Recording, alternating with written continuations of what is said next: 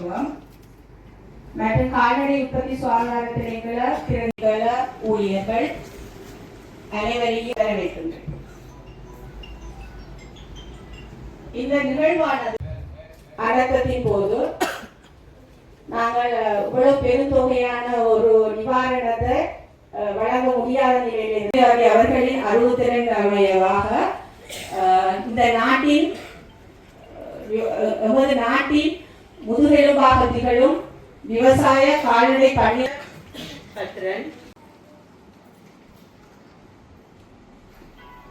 சுப்பிரமணியம் ஜெகநாத் இஷாரா விஜய் சிங்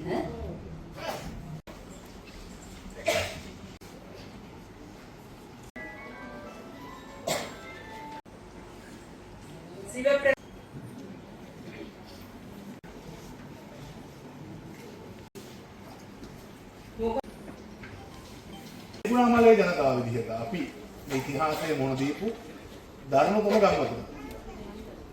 මොකද අපි ගත්තොත් අපේ ප්‍රාදේශීය ලේකම් කොට්ටාස 11න් මේ 11ම වගේ යම් යම් ආකාරවලින් මේ බලපෑමට ලක් වුණා.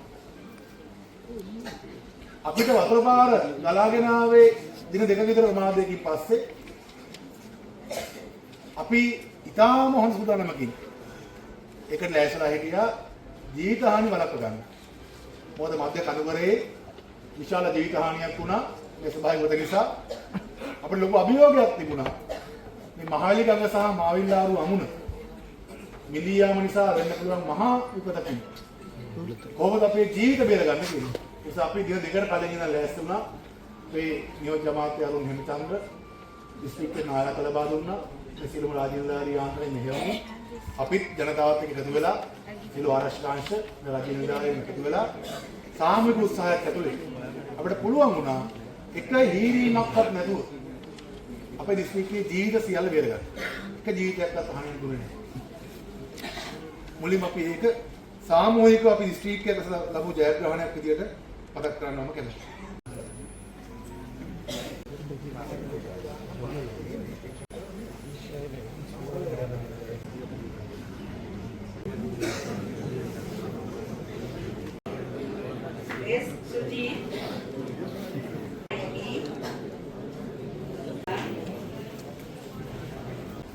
திருவண்ணாமலை மாவட்டத்தில் எந்த ஒரு உயிரிழப்பும் இல்லாமல் நாங்கள் இந்த விடயத்தை நாங்கள் மேற்கொள்ள வேண்டும் என்று அந்த எதிர்பார்த்து.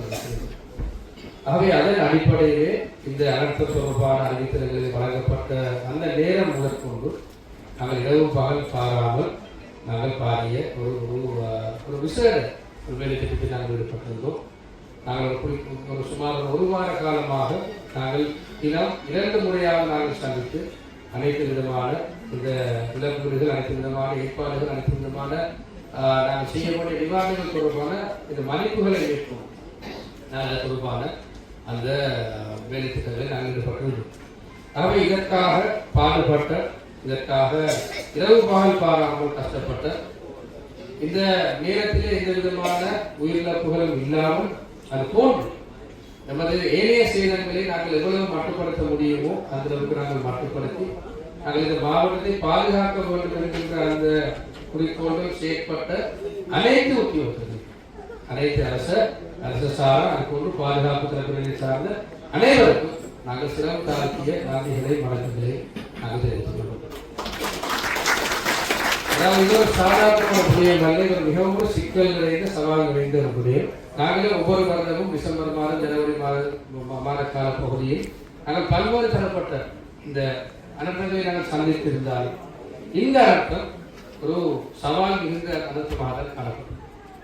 எனினும் சரியான திட்டமுடன் சரியான ஒழுங்கமைப்பு மூலமாக நாங்கள் இந்த நஷ்டங்களை நாங்கள் மிகவும் குறைந்த அளவுக்கு நாங்கள் கொண்டு வந்திருக்கிறோம்.